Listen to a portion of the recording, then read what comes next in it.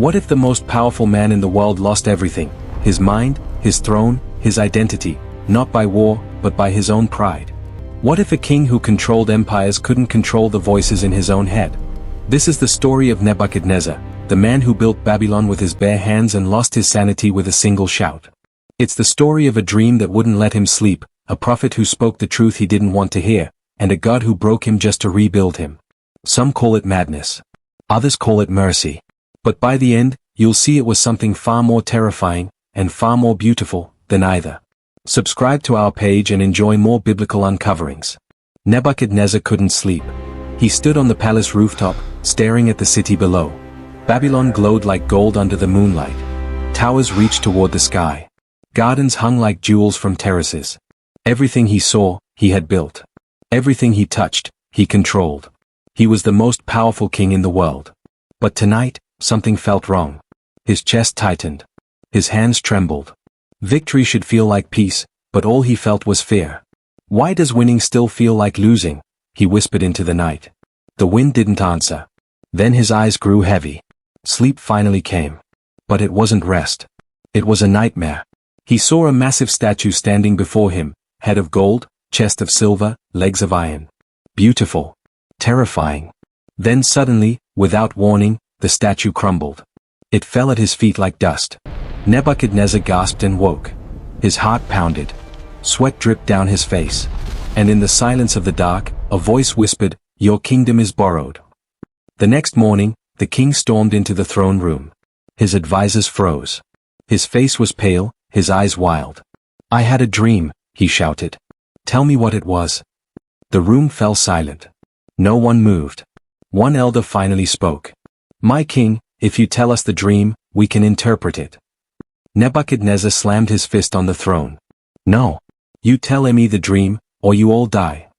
Panic spread like fire. Magicians whispered frantically. Astrologers shuffled through scrolls. Enchanters chanted desperate prayers. But no one could answer. "Impossible," one muttered. "No king has ever asked this," said another. Nebuchadnezzar's rage grew. "Then you are useless." He turned to his guards. "Execute them all. Every wise man in Babylon." The guards moved quickly. Doors slammed. Arrests began. Screams echoed through the palace halls. Fear gripped the city. But deep in the shadows, a guard whispered to another, "There is one man they haven't tried yet." "Who?" "A Hebrew. They say he hears from the heavens." The captain paused. "Bring him," he said quietly, "before the king kills us all." Daniel entered the throne room. He was young, calm, and unafraid. The other advisors stared at him in shock. How could a Hebrew exile stand so steady? Nebuchadnezzar leaned forward, eyes burning. "You think you can tell me my dream?" Daniel met his gaze. "No man can do this, my king. No magician, enchanter, or astrologer." The king's jaw tightened. "Then why are you here?" Daniel took a breath.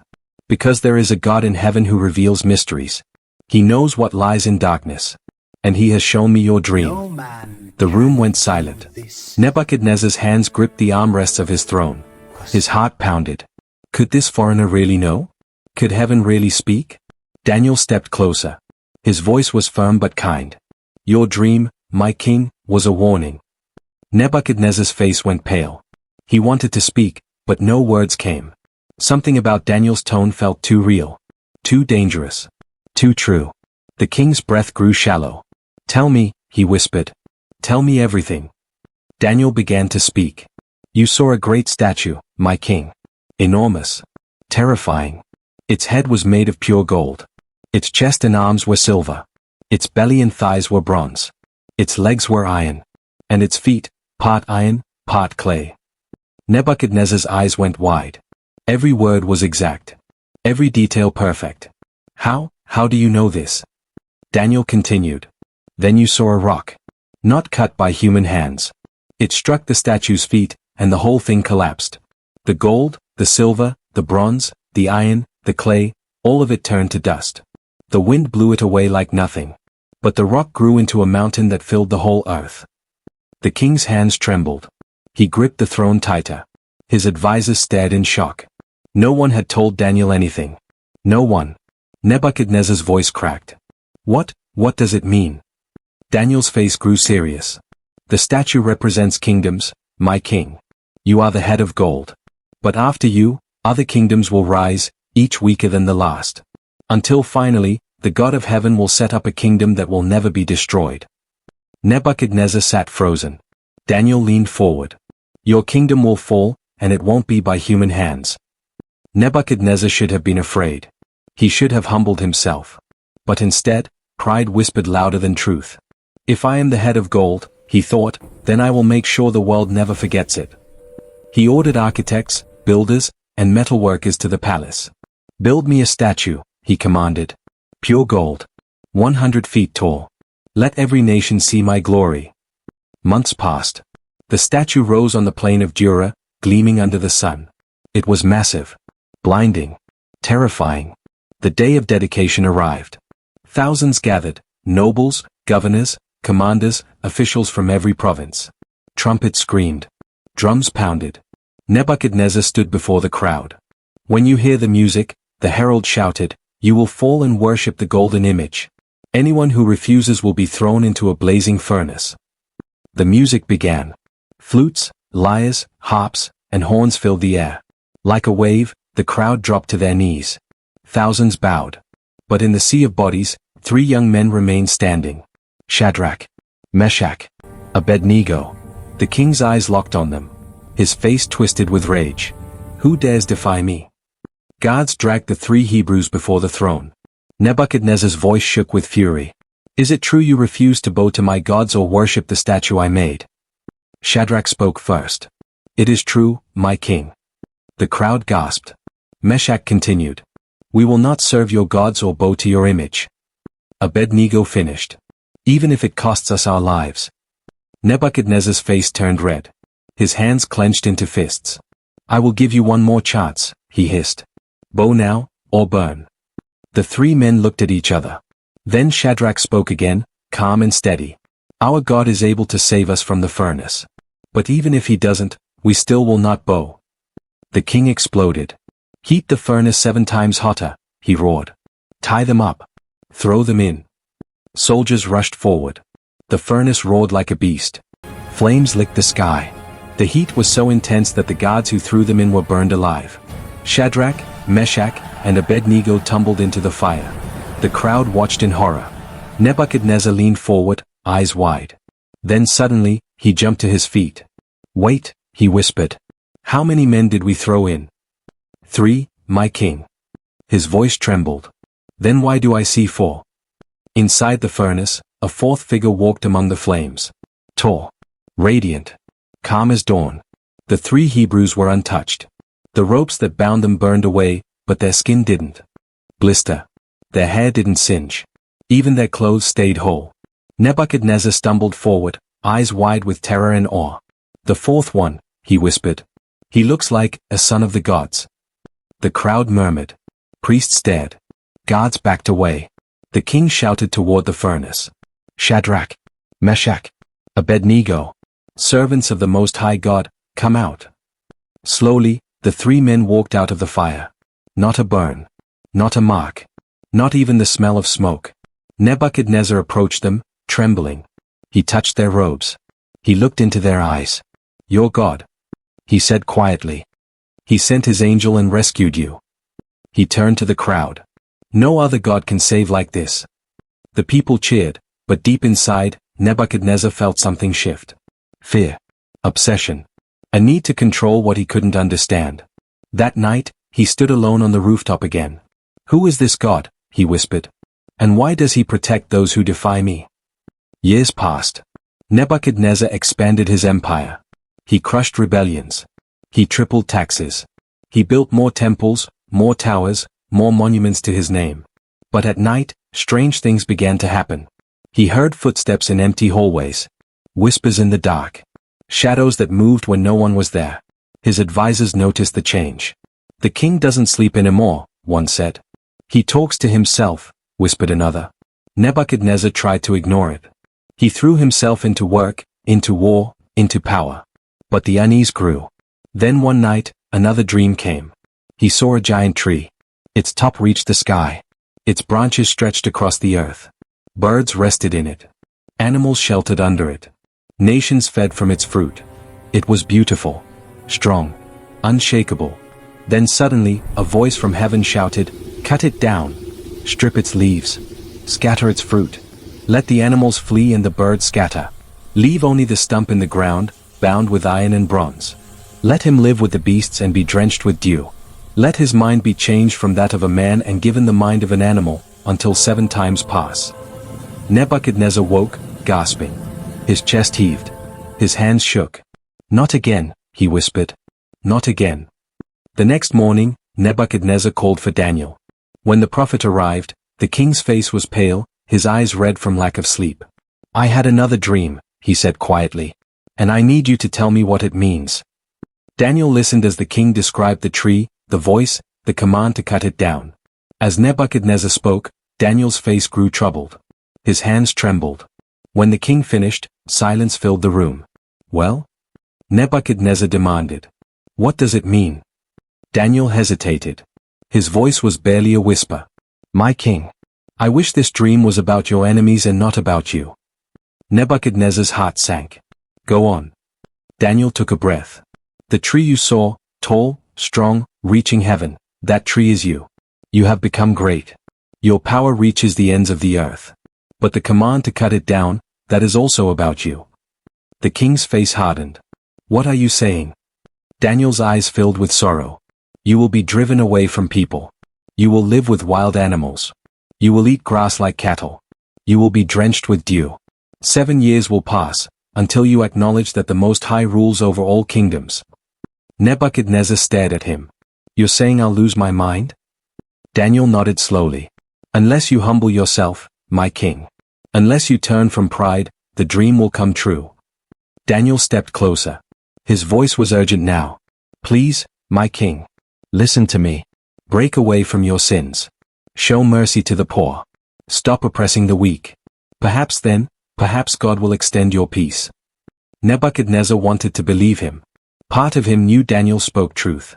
But another part, the proud, stubborn part, resisted. "I built this kingdom," he thought. "I crushed nations. I made Babylon the greatest city on earth. Why should I bow to anyone, even a god?" He forced a smile. "Thank you, Daniel. I'll consider your words." But he didn't. Days passed. Then weeks. Then months.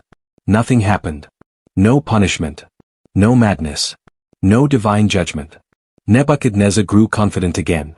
"Prophecies fade," he told his officials. "But power remains." Still, deep down, he felt it. A countdown. A ticking clock. An invisible hourglass running out of sand. He avoided the rooftop. He avoided being alone. He filled his days with noise, with people, with distractions. But at night, the dream returned. The voice. The axe. The tree falling. And every morning, he woke wondering, is today the day? 12 months passed. Exactly 1 year since the dream. And on that day, Nebuchadnezzar returned to the place where it all began. The rooftop. The sun was setting. Babylon stretched out before him, golden and glorious. Nebuchadnezzar's chest swelled with pride. "Look at this," he said aloud. "Look at what I have done." He walked to the edge, arms wide. "Is this not Babylon the Great, which I have built by my mighty power as a royal residence and for the glory of my majesty?" The words had barely left his lips when the sky darkened. Thunder cracked. A voice, deep, ancient, unstoppable, boomed from the heavens. "King Nebuchadnezzar, this is the decree, the kingdom has been taken from you. You will be driven away from people and live with wild animals. You will eat grass like cattle. 7 times will pass over you, until you acknowledge that the Most High rules over all kingdoms and gives them to anyone he wishes." Nebuchadnezzar froze. His heart stopped. The voice echoed in his ears, in his chest, in his bones. Then something inside him snapped. His vision blurred. His thoughts twisted. His mind, the sharpest in the empire, began to fracture. He clutched his head and screamed. Guards rushed to the rooftop. "My king. What's wrong?" But Nebuchadnezzar didn't recognize them. He saw enemies. Beasts. Demons. He swung wildly, shouting words that made no sense. His eyes went wild. Foam formed at his mouth. The mightiest king in the world dropped to his knees, clawing at the ground. "Get him inside," someone shouted. But it was too late. The madness had begun. The palace erupted in chaos. Servants ran through the halls. Officials whispered in panic. What do we do? He's lost his mind. We can't let the empire see him like this. Nebuchadnezzar thrashed and screamed. He tore at his robes. He bit anyone who came near. His voice, once commanding, was now a broken howl. The royal council gathered in secret. We must send him away, one advisor said. Where? To the fields. Away from the city. We'll say he's ill. On a retreat. Another hesitated. And if he never recovers? Silence. Finally, the captain of the guard spoke. Then we protect the throne until he does. But we do not speak of this. To anyone. That night, under the cover of darkness, they led Nebuchadnezzar out of the palace. He didn't resist. He didn't understand. He walked on all fours like an animal, growling, sniffing the air. They took him to a distant field, far from the city, far from the eyes of the empire. And there, they left him. The king of Babylon, mighty, feared, unstoppable, was now alone. Forgotten. His crown had rolled across the marble floor and no one picked it up. His throne sat empty. His name, once shouted in victory, was now whispered in shame. Rain began to fall. Nebuchadnezzar looked up at the sky. But he no longer knew what he was looking at. No, said a third. He's sane. That's what makes him dangerous. They plotted. Plans formed. Whispers turned to schemes. But as they spoke, a strange wind swept through the room. Lamps flickered. The temperature dropped. One man gasped. Did you feel that? Another backed became weeks. Weeks became months. Nebuchadnezzar lived like a beast. His hair grew long and matted like feathers. His nails became claws. His skin darkened under the sun and cracked under the rain. He ate grass. He slept in the dirt. He howled at the moon. People who saw him from a distance didn't recognize him. That's not a man, they said. It's a wild animal. Shepherds avoided the area. Farmers whispered stories. Some said it was a cursed creature. Others said it was a demon. But no one knew the truth. No one knew that the beast in the field was the king who once ruled the world. Inside his broken mind, Nebuchadnezzar fought battles no one could see. Memories stabbed at him, faces of people he'd killed, cities he'd burned, voices he'd silenced. Guilt wrapped around him like chains. He wanted to scream, but only animal sounds came out. He wanted to cry, but no tears came. He wanted to remember who he was, but his mind couldn't hold the pieces together. And yet, somewhere deep inside, a small voice remained. A flicker of awareness. A whisper that said, you were something once. You were someone. But he couldn't remember what. Or who. Or why. All he knew was emptiness. And fear. And shame. And the endless, suffocating weight of being lost. Years passed. And still, heaven was silent. But heaven was not absent. In a vision unseen by human eyes, a courtroom existed beyond time. Angels stood in rows. Watchers observed. The decree was written. The time was set. 7 years. Not 1 day more. Not 1 day less. On earth, Daniel visited the field in secret. He brought bread and water, though Nebuchadnezzar couldn't eat it. He knelt beside the broken king and wept. Your story is not finished, Daniel whispered. God has not forgotten you. Nebuchadnezzar stared at him with hollow eyes. No recognition. No response. Daniel prayed over him. Most High God, you who humbles the proud and lifts the broken, remember your servant. Not because he deserves it, but because you are merciful. Then Daniel stood and walked away, leaving the king alone once more. Seasons changed. Summer heat burned the fields. Winter rains soaked the earth. Spring brought flowers Nebuchadnezzar no longer noticed. Autumn turned the grass golden. And through it all, the king remained, forgotten by the world, but not by heaven. Then one night, as the 7th year approached its end, something shifted. Nebuchadnezzar lay in the mud, weak and broken. Storm clouds gathered above. Lightning split the sky. And in the distance, he heard a sound. A voice. Familiar. Warm. Calling him by name. Nebuchadnezzar. His eyes, dull for so long, flickered. Nebuchadnezzar, look up. His breath caught. Slowly, painfully, he lifted his head toward the sky. The moment his eyes met the heavens, clarity flooded his mind. The fog lifted. The voices stopped. The madness broke like glass shattering. Nebuchadnezzar gasped. His chest heaved. Tears poured down his face. I am? His voice cracked, hoarse from years of silence. I am Nebuchadnezzar. He looked at his hands, clawed, dirty, shaking. He looked at his body, thin, scarred, barely human. He looked at the field around him and remembered. Everything. The dream. The warning. The pride. The voice from heaven. The fall. Oh God, he whispered. What have I become? But even as he spoke, he felt something else. Warmth. Peace. A presence surrounding him like light. He wasn't angry anymore. He wasn't proud. He wasn't afraid. He was humbled. Broken. And strangely, for the first time in his life, free. He lifted his hands toward the sky. The Most High rules, he said, voice trembling. His kingdom endures forever. His dominion is eternal. I am nothing. He is everything. The moment he spoke those words, strength returned to his body. His mind sharpened. His heart steadied. He stood, slowly, shakily, but he stood. The king had returned. But he was no longer the same man. He turned toward Babylon. The city glowed in the distance. I must go back, he said. And I must tell them the truth. When Nebuchadnezzar reached the palace gates, the guards froze. They stared at the thin, ragged man before them. One whispered, "Is that him?" Another shook his head. "It can't be." But Nebuchadnezzar spoke. "Open the gates." His voice, though weak, carried the unmistakable authority of a king. The guards hesitated, then obeyed. The gates opened. Nebuchadnezzar walked through. Servants gasped. Officials stumbled backward. Whispers spread like wildfire. The king has returned. How is this possible? He was gone for 7 years. The royal council rushed into the hall. They saw him and froze. Nebuchadnezzar stood before them, head bowed, eyes clear. "I have returned," he said quietly.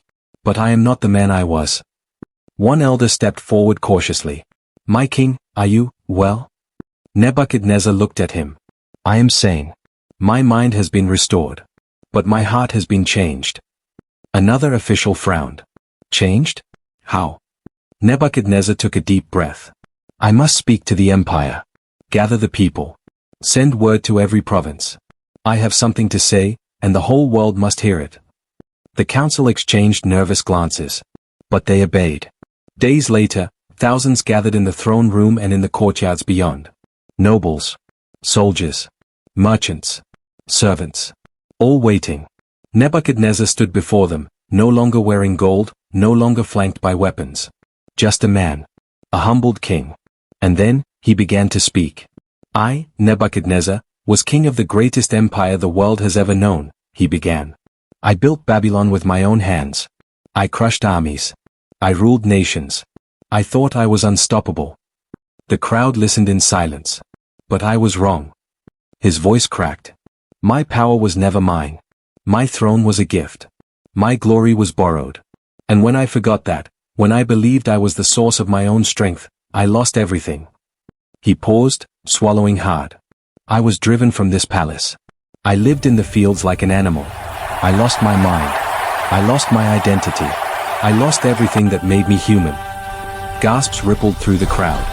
For 7 years, I wandered in madness. But heaven did not abandon me. The Most High God, whom I once ignored, he waited. He humbled me. And when I finally looked up and acknowledged his sovereignty, he restored me. Tears filled his eyes. I stand before you today not as a conqueror, but as a man who has seen the truth. The God of heaven rules over all kingdoms. He raises up leaders and he brings them down. No throne is secure apart from him. No power lasts without his permission. The hall was silent. Some officials looked angry. Others confused. But many had tears in their eyes. Nebuchadnezzar's voice grew stronger. "I am issuing a decree. Let it be known throughout the empire, the Most High God is the true king. His dominion is eternal. And every knee, including mine, will acknowledge him." The crowd erupted. Some cheered. Others shouted in protest. Priests from the temple of Marduk stormed out. Soldiers whispered among themselves. Nobles formed clusters, debating in hushed voices. But Nebuchadnezzar didn't waver. He had spoken the truth. And nothing, no rebellion, no threat, would make him take it back. That night, conspirators met in secret. "We cannot allow this," one hissed. "The king has gone mad again," another argued. Toward the door. "Something's here." Then, in the shadows, a figure appeared. Tall. Radiant. Silent. The conspirators froze in terror. The figure said nothing. It didn't need to. Its presence alone sent a message: touch not the restored king. One by one, the conspirators fled. Their plans dissolved. Their courage crumbled. By morning, the rebellion was over before it began. Nebuchadnezzar never knew how close he'd come to another coup. But heaven knew. And heaven had moved. Again. That morning, the king stood on the rooftop, the same place where his fall had begun. But this time, he didn't boast. He didn't shout. He simply bowed. And whispered, "Thank you." Days turned into weeks. The kingdom slowly adjusted. Some officials resigned. Others stayed, but their loyalty was tested. The people watched carefully. Would the king's transformation last? Or was this just another phase? Nebuchadnezzar knew they were watching. He knew they doubted. But he didn't let it shake him. He began to rule differently. He lowered taxes. He freed unjustly imprisoned people. He stopped cruel punishments. He listened to advisors instead of threatening them. He gave food to the poor and shelter to refugees. Slowly, the empire began to change. Not through fear, but through mercy. Not through force, but through humility. Soldiers who once trembled in his presence now respected him. Servants who once fled from his anger now served with pride. Even Daniel, the prophet who had warned him years ago, stood beside him as a trusted friend. One evening, Daniel and Nebuchadnezzar stood together on the rooftop. "Do you ever regret it?" Daniel asked quietly. "Regret what?" "The years you lost. The suffering. The madness." Nebuchadnezzar was silent for a long moment. Then he smiled, a genuine, peaceful smile. "I regret my pride," he said. "But I don't regret what it taught me. I had to fall, to learn how to stand." Daniel nodded. "Then your story will be remembered forever. Not as a tragedy, but as a testimony." Nebuchadnezzar looked out over Babylon. "Let it be so," he said. "Let every king, every ruler, every person who hears my story know this: heaven rules. Pride destroys. And mercy, mercy restores." Months passed. The empire stabilized. Trade flourished. Peace settled over Babylon like a blanket. But Nebuchadnezzar knew his time was limited. He was growing older. His body was weaker. The years in the field had taken their toll. One day, he called his scribes. "Write this down," he said. "Write everything. My rise. My pride. My fall. My restoration. Let it be recorded so that future generations will know the truth." The scribes wrote for days. They recorded the dreams, the warnings, the madness, the mercy. They wrote of Daniel's courage and God's sovereignty. They wrote of a king who lost everything and gained something far greater. When they finished, Nebuchadnezzar read it aloud. Tears filled his eyes. "This is my testimony," he said. "This is my legacy." He ordered copies sent to every province.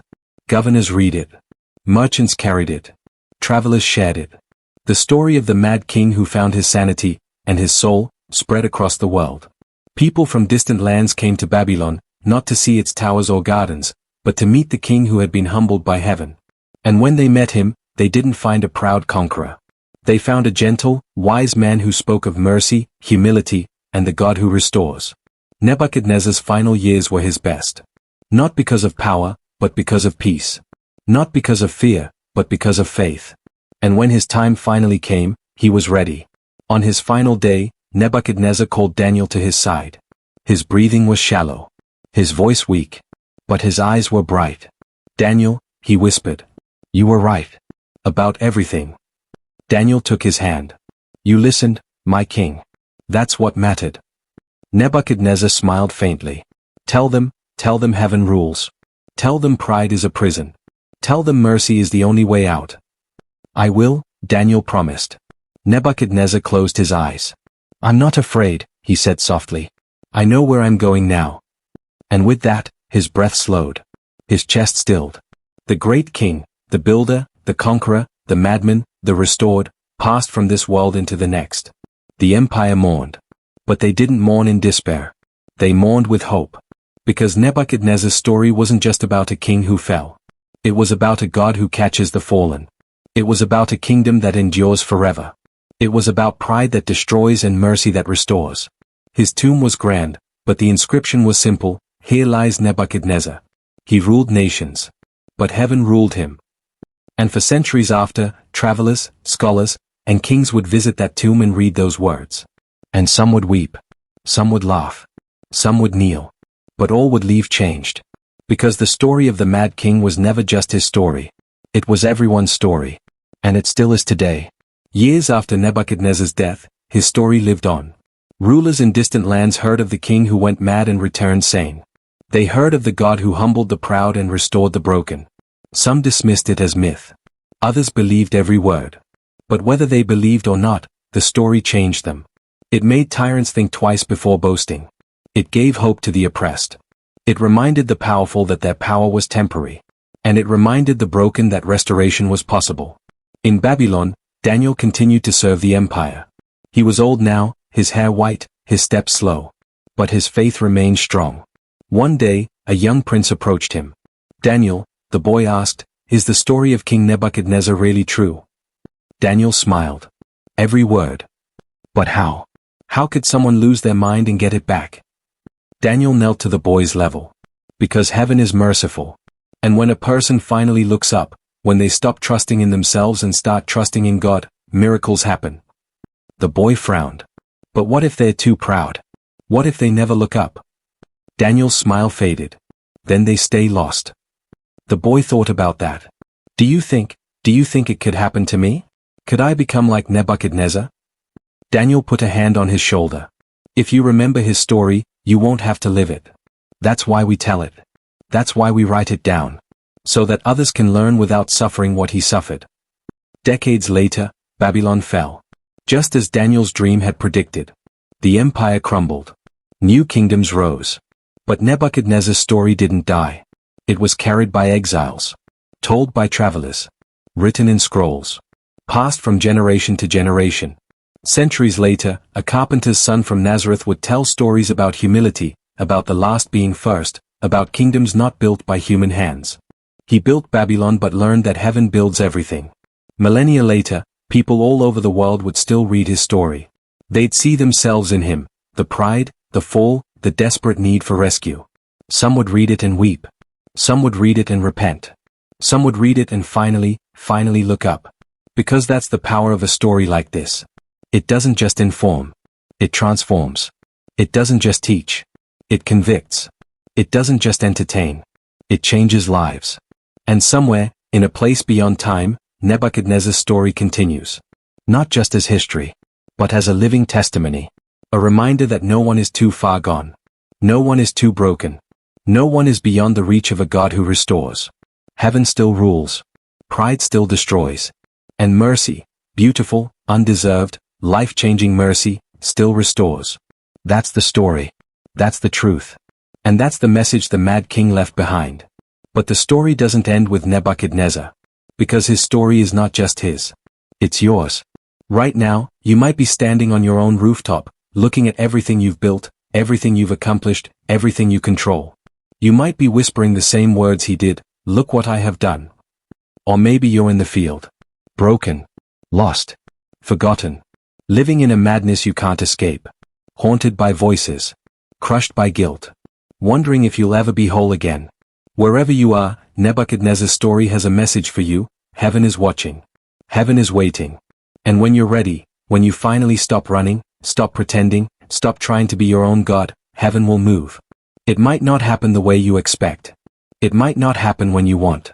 But it will happen. Because the same God who humbled the king and restored him is the same God who sees you right now. He knows your pride.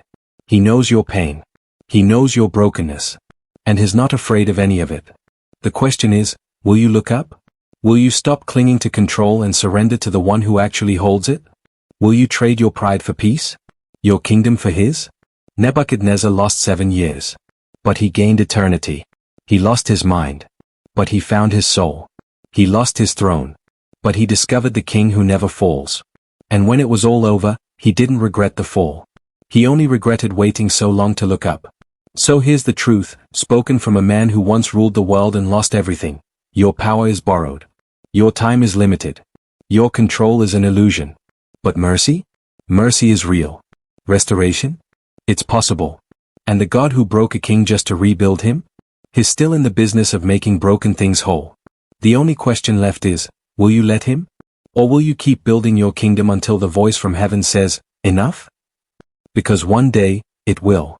For all of us. The real question is whether we'll learn from the Mad King's story, or live it ourselves. Heaven rules. Pride destroys. Mercy restores. That's not just Nebuchadnezzar's story. It's the story of every human heart. And it's waiting to become yours. The final image remains. A king on a rooftop. Not shouting this time. Not boasting. Just standing in silence, hands raised toward the sky. The city glows below him. The stars shine above him. And for the first time in his life, he feels small, but not worthless. Small, but seen. Weak, but loved. Humbled, but free. He whispers into the night, I once thought I was the center of everything. I thought my name would echo forever. I thought my kingdom would never fall. But I was wrong. The only name that echoes forever is yours. The only kingdom that never falls is yours. And the only glory worth having is the glory of knowing you. The wind blows gently. The stars seem to shine brighter. And somewhere, beyond sight, beyond sound, heaven smiles. Because another soul has been saved. Another life has been restored. Another king has learned the greatest truth of all. The throne was never ours to keep. It was always his. And when we finally let go, when we stop fighting, stop striving, stop pretending, we discover something beautiful. We were never meant to be gods. We were meant to be loved by one. Nebuchadnezzar turns from the rooftop and walks back inside. His steps are steady. His heart is light. The Mad King has found his mind. The proud king has found humility. The broken king has found wholeness. And his story, this story, will live forever. Not because of who he was, but because of who restored him. Heaven rules. Pride destroys. Mercy restores. Remember it. Believe it. Live it. Because the God who saved the Mad King is still saving people today. And maybe, just maybe, you're next.